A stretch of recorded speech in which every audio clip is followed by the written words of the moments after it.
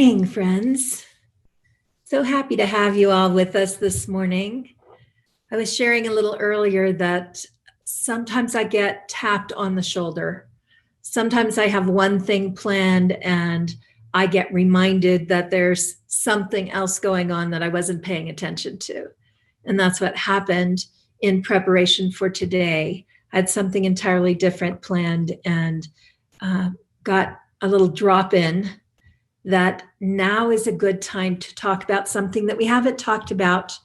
And that is kind of where we are right now in this COVID experience.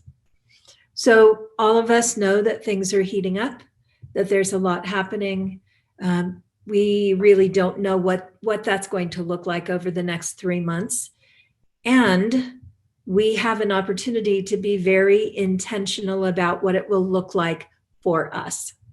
So we don't know whether we're going to go back to lockdown or not, but we do know that right now, pretty much all of us are slowing down a little bit and paying better attention to where we're going and who we're with and what we're doing, what we're allowing into our little bubble, right?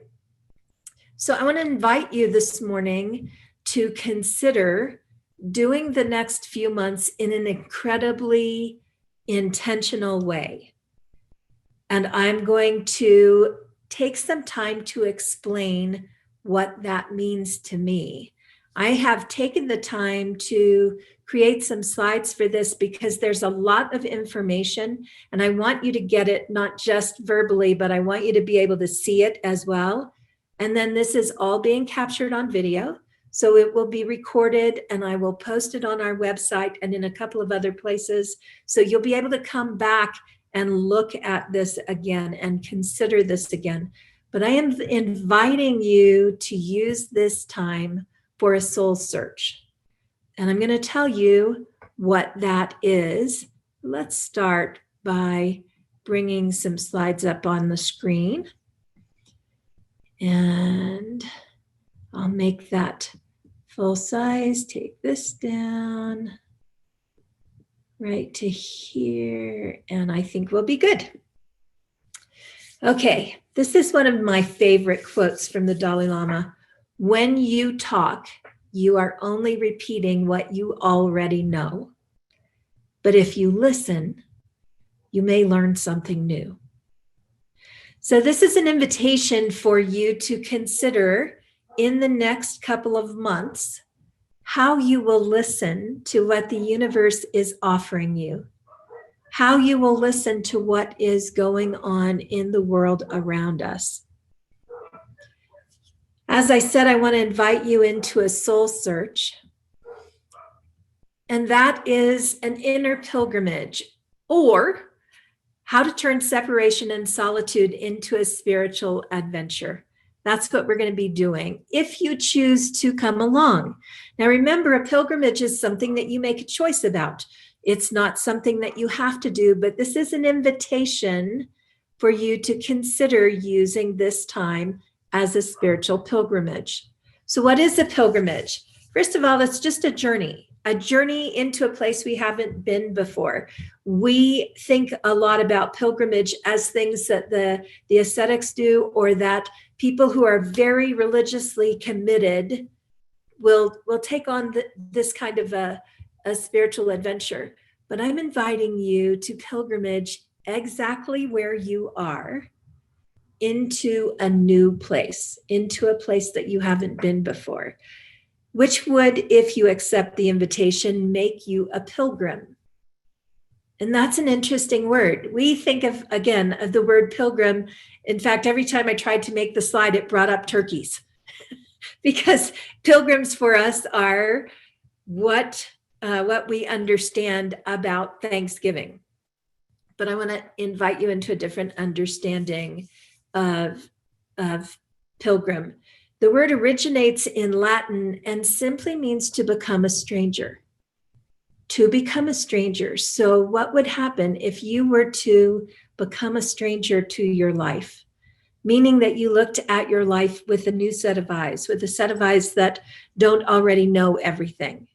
A set of eyes that asks itself, how do I do this? And why do I do this way? And what have I surrounded myself with? How do I inspire myself? And what do I see, sense, feel, know to be true? So if we were to go on this pilgrimage, I would be asking you to commit to ceaseless praying. And what that means is I'd be asking you to commit to your life being a ceaseless prayer. That you would understand that every breath is you creating your world. And that you would have a constant focus to the best of your ability on your divine place in the universe rather than your mundane place in the universe. That's a big piece of work. It's not a small invitation. It's a very big invitation. And a circumstance like we're in the world right now requires a big response.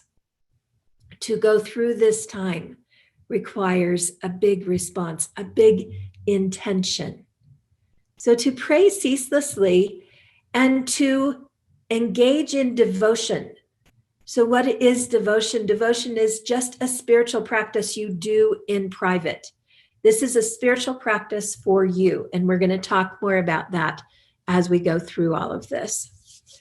So as you move through, you will be looking to find a path. What is it that gives you your way into this soul search? So this is the call. You're receiving the call from me. Sometimes we receive a call for a pilgrimage in a different way. We just have a desire to go somewhere. We have a desire to be engaged in something. You are receiving the call through spirit from my mouth, because I got the tap on the shoulder that said it's time to have this conversation with your folks. So I am calling to you. I'm inviting you to open to this call, to open to the possibility that this is not some accidental shift in what we're doing this morning, but that I am the voice of the holy, just as you are the voice of the holy, and that you will hear my words that way this morning. It's this call, if it's for you, will stir something inside of you. Will give you a little feeling of some need to do something. So how do we do this? Once you receive a call to do a soul search, how do you do that? The first thing is you're going to ask yourself what questions you have about your life. What questions do you want to address during your pilgrimage? And you're going to find those by saying, am I happy in my life right now? Where am I headed in my life? What matters to me?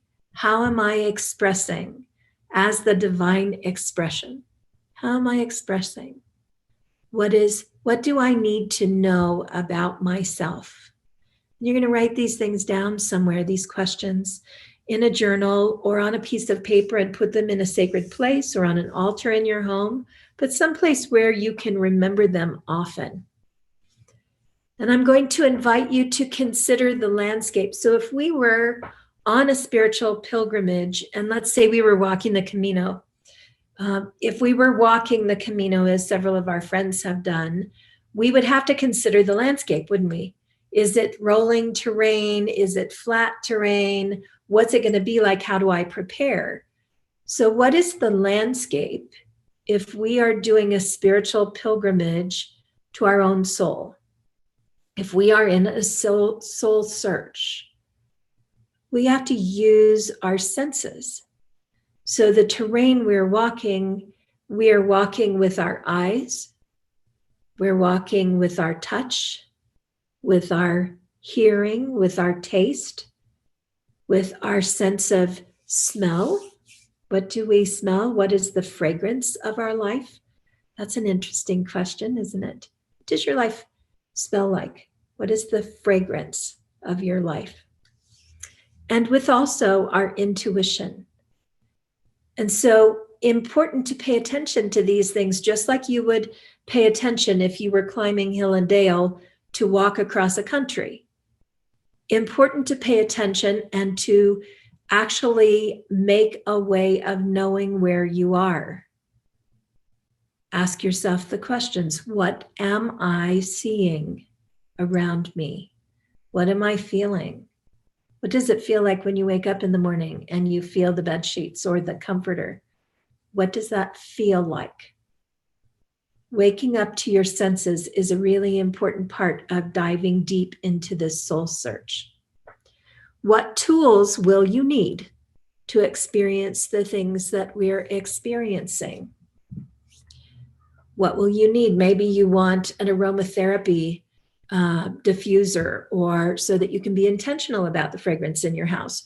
Or maybe you want to take a look at the art that you have. Maybe there's something you've been wanting to change out. Maybe there's a particular piece that you'd like to put in a more prominent place so that you notice it, because it helps you to be alert. So when a pilgrim goes out on pilgrimage, when a person goes on soul search, it's a very intimate and personal experience. By its very nature, it's uncertain. You haven't been here before. This is an unknown place. And that awareness is a really important thing. You are looking at your life, both inside and around you, through a different set of eyes. Really noticing, what have you chosen to surround yourself with? What books are you reading? What are you filling your time with right now? Are you filling your time with some uninspiring TV series that you can kind of numb out to? Or are you filling your life with something that has you in question of yourself? I know that everyone here has a computer, and that tells me that you have the ability to make choices about what you nourish yourself with, what you take in during this trip. Another really important question in the process of separation is, what will you step away from? If you choose to go on this pilgrimage with all of us, what will you step away from? What will you let go of? Because it's not nourishing and it's not helpful. You're not going to wear your high heels on your walk across the hill and dale, are you? You're going to leave those at home. Gentlemen, whatever that is the correlation for that, then you can use that correlation. But my point is, you're going to do this differently. You're going to have to let something go. Perhaps what you have to let go of is your worry about all the things that need to be done. Perhaps you have to look at your task list and decide for yourself what really has to be done in the next few months. What could wait till spring? What could you set aside in order to be intentional about this time? As we go on the journey, the backbone of this journey is sacrifice. And we were taught sacrifice is like what you throw in the volcano when the gods are unhappy with you. That's not the sacrifice I'm talking about. The word sacrifice in its derivative form actually means to make sacred. So what will you release to make sacred this time in the next few months, that we are quieter, that we are in more solitude? What will you let go? And how much time are you willing to give to this? If you were walking the Camino, the average amount of time walking for most people of average strength is about 8 hours. Would you give 8 hours to this practice? Can you give 8 hours? Can you give 3 hours? Can you give 1 hour? Can you give 20 minutes?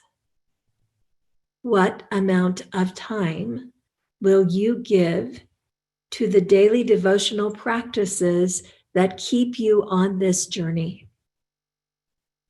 So when I talk about daily devotional practices, there are a lot you could choose from, and baking could be a daily devotional practice to you if it's a spiritual experience. Some of the more traditional ones are on this list: praying, chanting, sitting in silence, having a daily forgiving practice, walking, dancing, gratitude, thoughtful eating. being very thoughtful about how you nourish your form, really holding this form as the temple during this time, and nourishing it so that it is a clear and transformational vessel within which you can make this journey. Devotional art, it's what I was talking about earlier. What kind of art is in your line of sight? Do you have pieces of art that you actually spend time looking closely at? We tend to put things up on the wall and then not move them around because everything is in a perfect place, isn't it? And what happens is when we see things in the same place over and over, we don't necessarily see them anymore. We know what they are. We feel them there. They're expected to be in the place that they are. So we don't really notice what's there. What would it be like if you went through your home and looked at the art that is there as part of your spiritual guidance for the next couple of months? What would it be like to consider that what you are seeing is giving a message to your whole being? What would it be like if everything you saw was attempting to answer the questions you have about who you are, what's happening in your life, where you want to be, what you deeply want to know on this soul search? As you go through this, you have the opportunity to contemplate, and art is a good place to start with that. So each day you're going to allow a little time for contemplation. Perhaps you'll sit with one piece of art and actually look at the colors and the textures and the images and ask yourself why you chose this. Why is this inspiring for you? What is the message that it gives you? Perhaps it could be a photograph. Perhaps you will sit with one scripture or one poem and read those words very slowly and really consider, what does this mean to me? What is the universe, the sense of love, the divine source? What is the divine source giving me with these words, with this photograph, with this piece of art? How can I find answers to my deepest soul searchings in the things that I have been drawn to, in the things that feel interesting and call my attention? Why do they call my attention? What is this telling me about the wisdom keeper I am? What is the kind of wisdom that I keep and hold for the world? And what kind of drop-ins do you receive? And drop-ins are those little taps on the shoulder, aren't they? When you're reading something or you're listening to a piece of music, something happens and you think, oh my gosh, now I know that. And you don't even know how you know it. It just came to you. Those things need to be captured because this is a journey.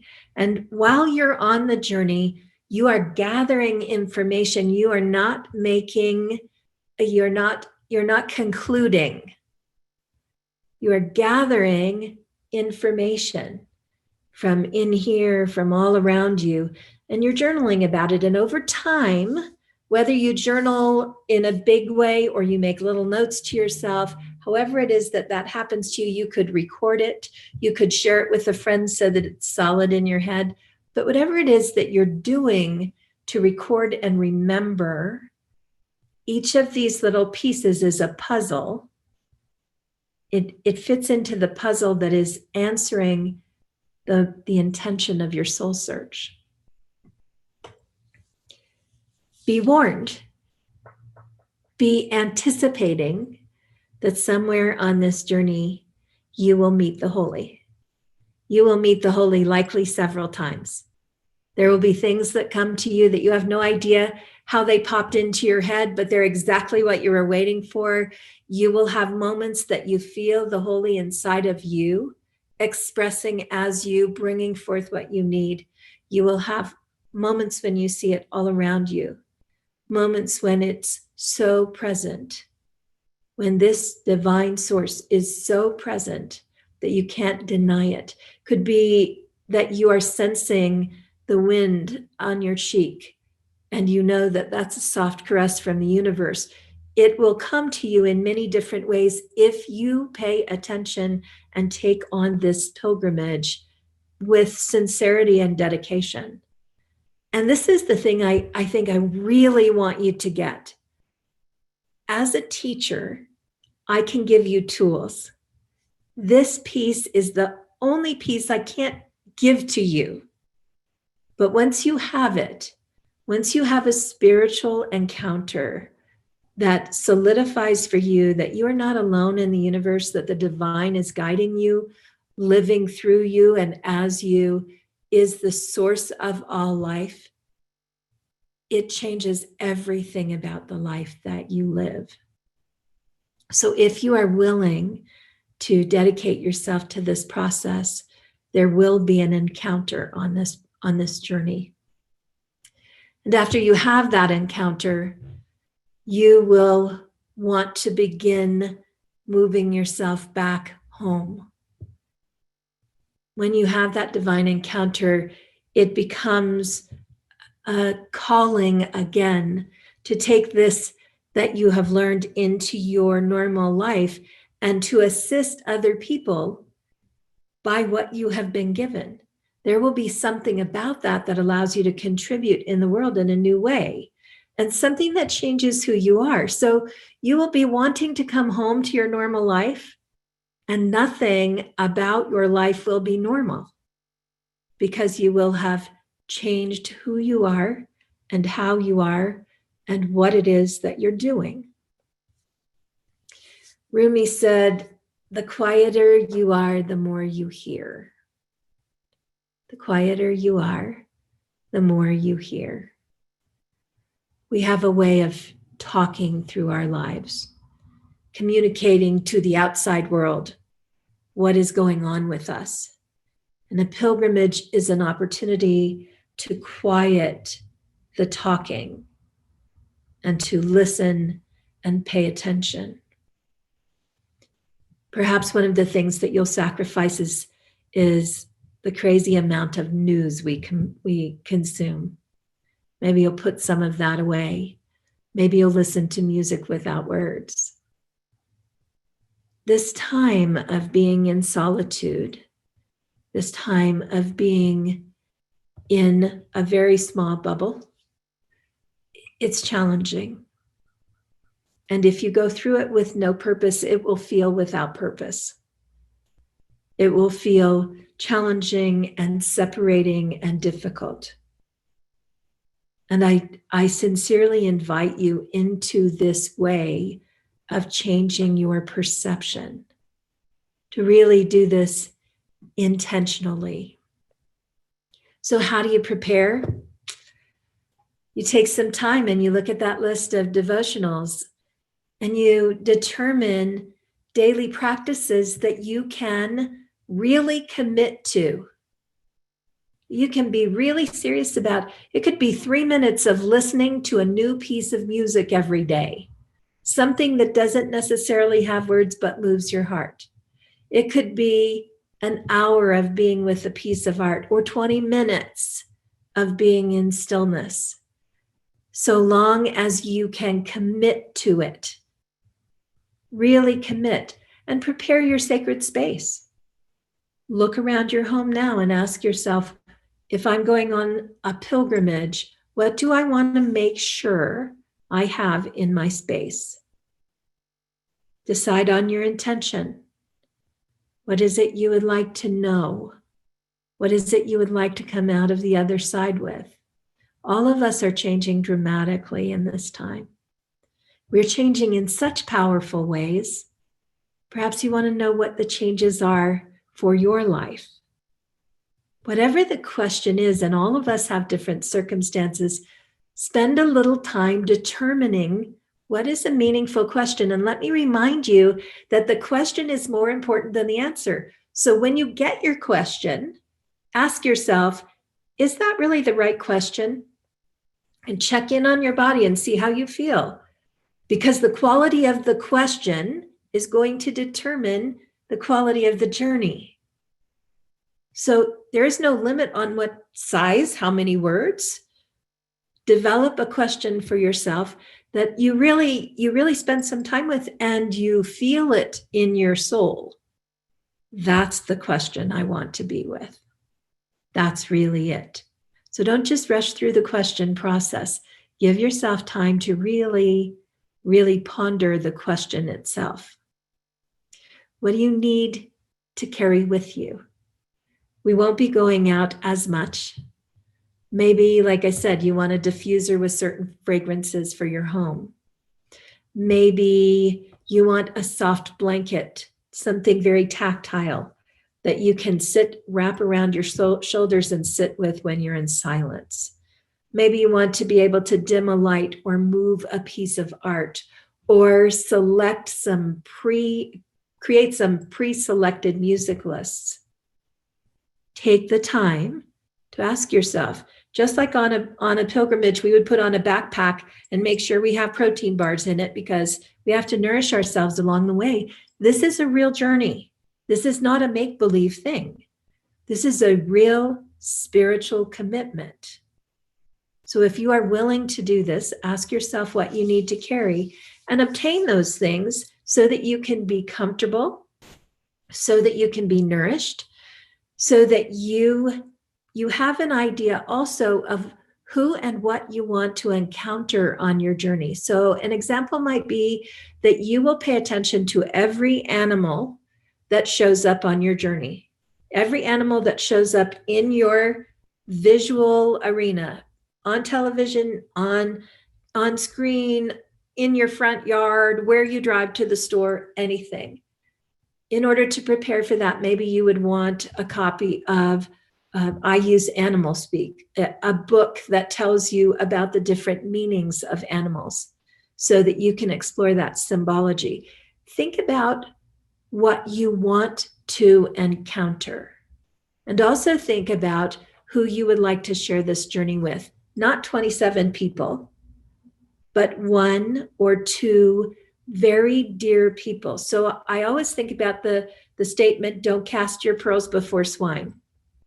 You are not looking for someone who's going to question you, who's going to try and fix you, who's going to be in deep consideration of whether that's a good answer and what that answer means. If you're going to invite somebody on this journey to share this space with you, let it be someone who will actually say, wow, that's a beautiful knowing you're coming to.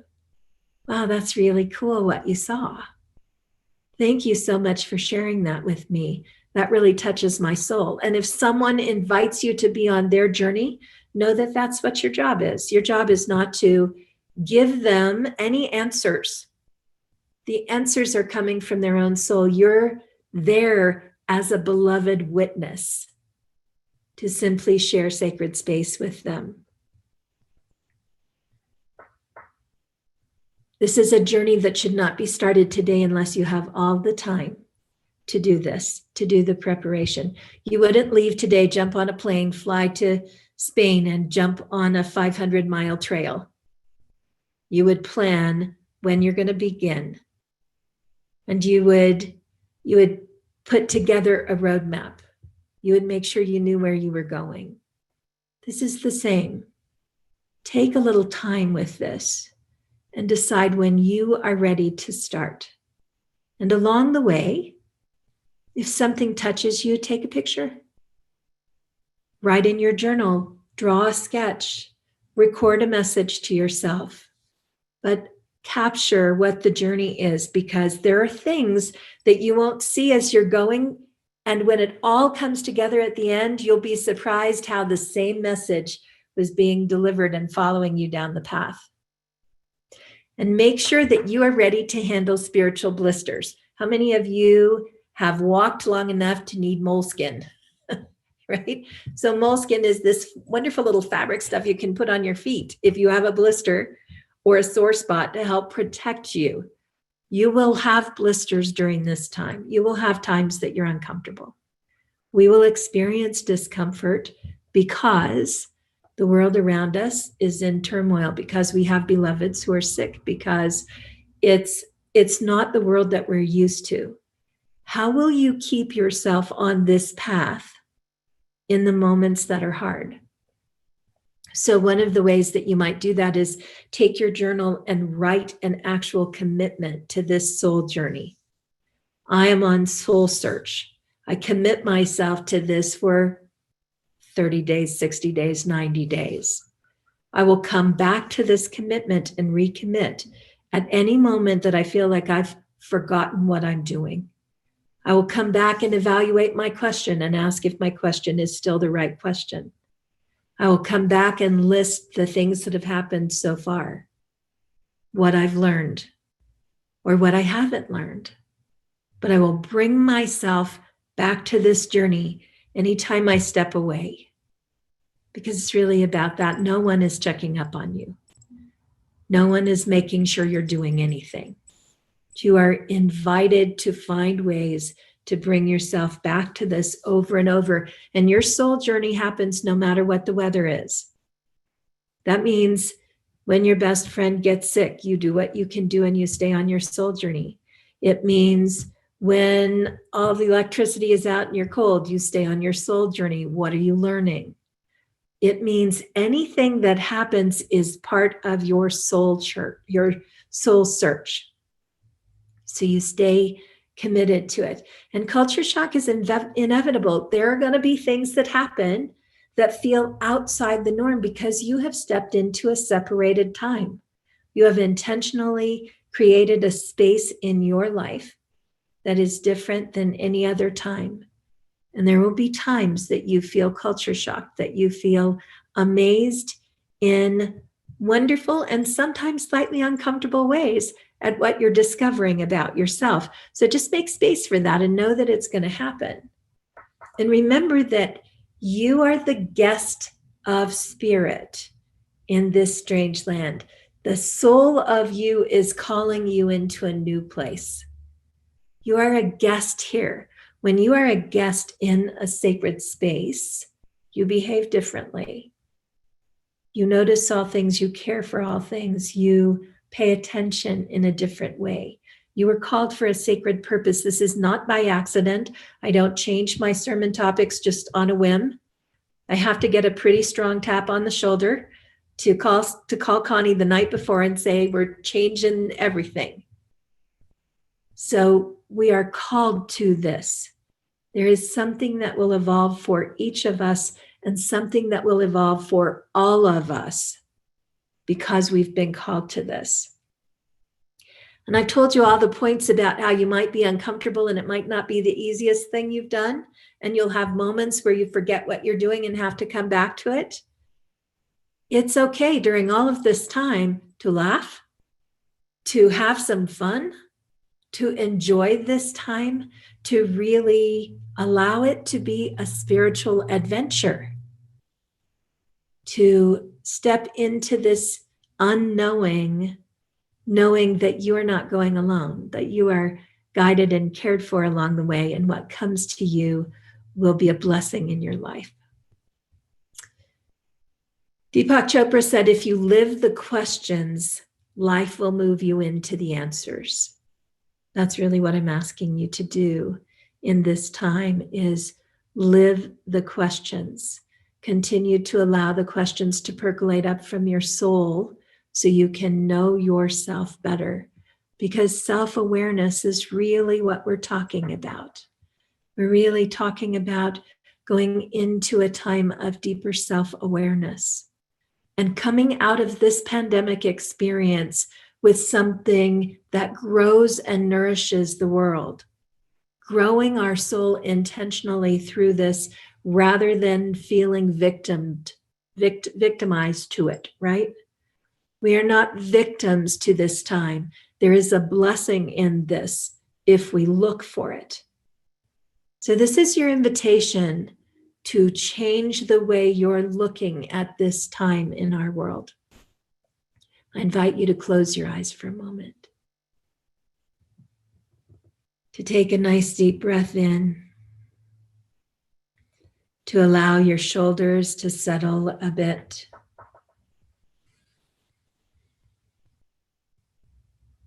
And to ask yourself, in the moments of silence ahead, are you called to this journey? Are you called to this pilgrimage? Can you commit to this time, whatever that amount of time is determined to be? Is this yours to do? Sit in the silence for a moment and consider.